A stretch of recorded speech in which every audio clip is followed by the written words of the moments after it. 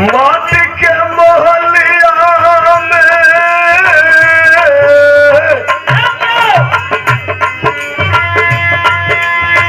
माटी के महलिया में जरेला दियनवा माटी के महलिया में जरेला दियनवा बसला परनवा मटिया में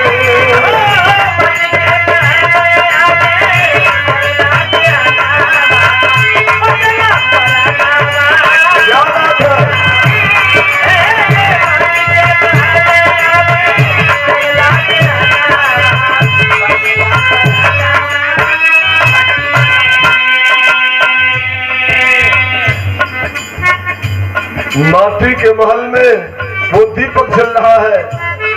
इसी को कबीर साहब ने कहा कि दीपक दिया तेल भरी बाती दिया अघट। इसके अंदर वो तेल ऐसा भरा, ऐसी बाती डाली उसने जो कभी घटने वाली नहीं है। यानी वो जीवात्मा अजर और अमर है। इसको भगवान कृष्ण ने गीता में बताया। ये जीवात्मा कभी मरती नहीं है, न आग में जलती है, न पानी में डुबोई जा सकती है, न हवा में उड़ाई जा सकती है। यानी जीवात्मा अजर और अमर है। केवल ये शरीर नश्वर है जो 5 तत्वों की बनी। वो कभी मरती नहीं है। उसका जैसे कपड़ा पुराना हुआ, शरीर आदमी कपड़े को चेंज कर देता है, नया कपड़ा पहन लेता है, ठीक उसी प्रकार ये शरीर जब पुरानी हो जाती है तो जीवात्मा शरीर को बदल करके और नया शरीर धारण करती है। यही लिए कहना था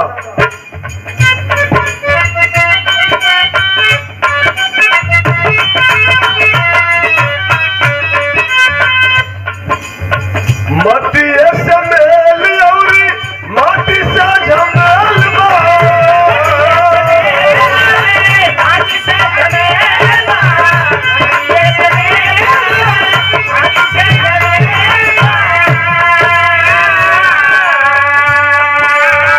माया में मिल के माटी करत बड़ा खेल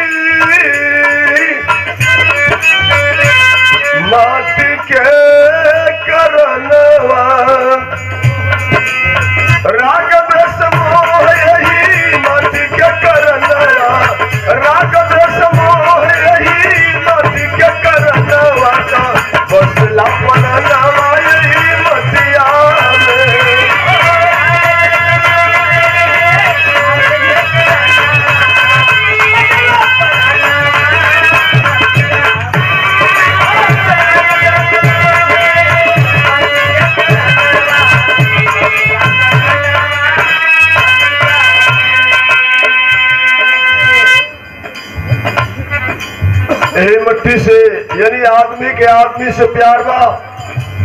सगरी स्वरूप यही माटी के बाहर बा।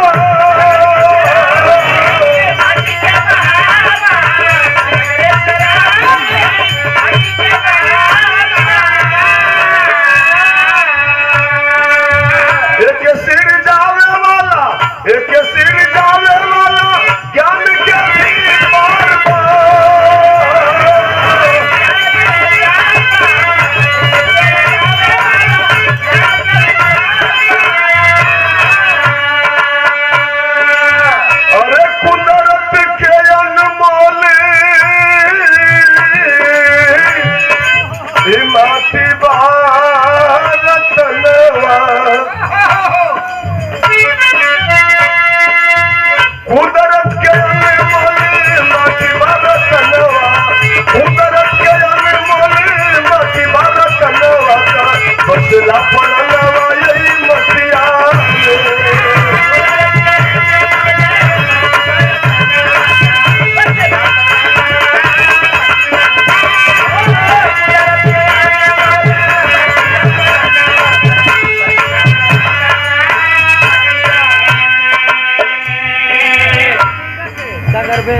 ही स्वरूप ही माटी के बाहर बा जो हम देख रहे हैं। सावर गोल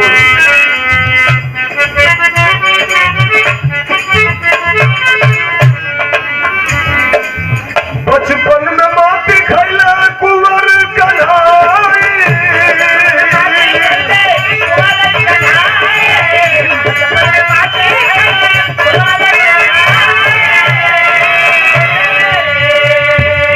मटिया निकाल माई मुहवा बवाई,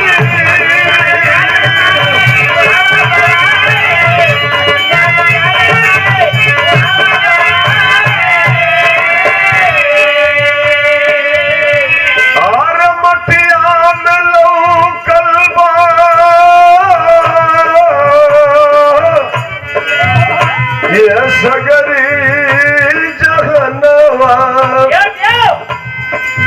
मुहवा में लहू करवा सगरी जहनवा, मुहवा में लहू करवा सगरी जहनवा, बसला पड़वा यही मटिया में।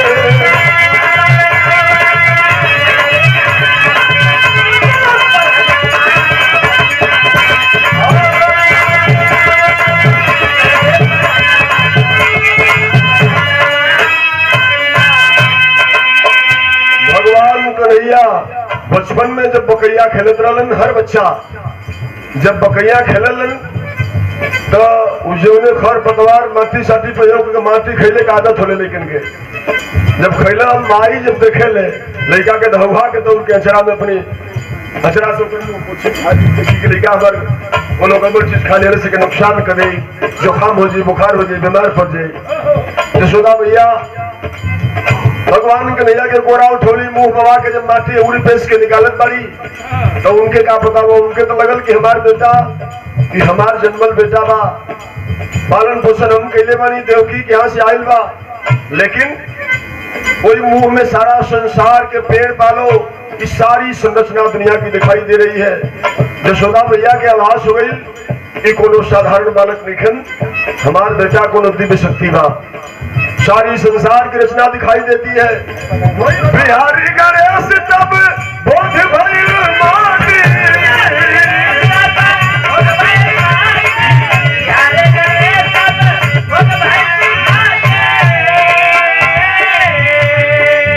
रामदेव चली सदा ये परिपाटी,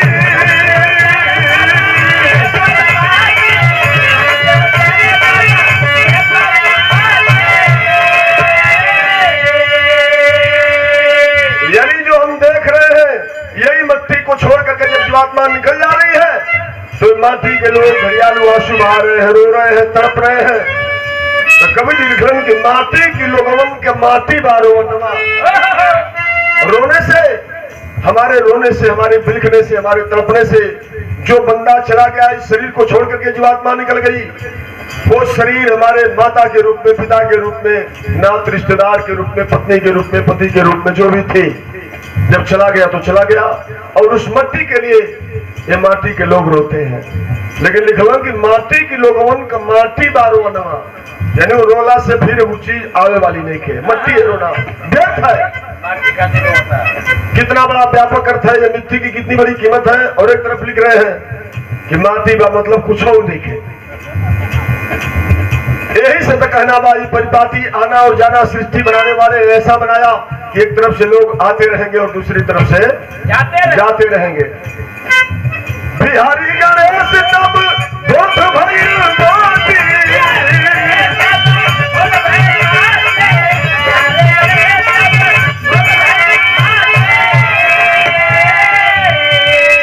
रामदेव चली सदा ये परिपाटी,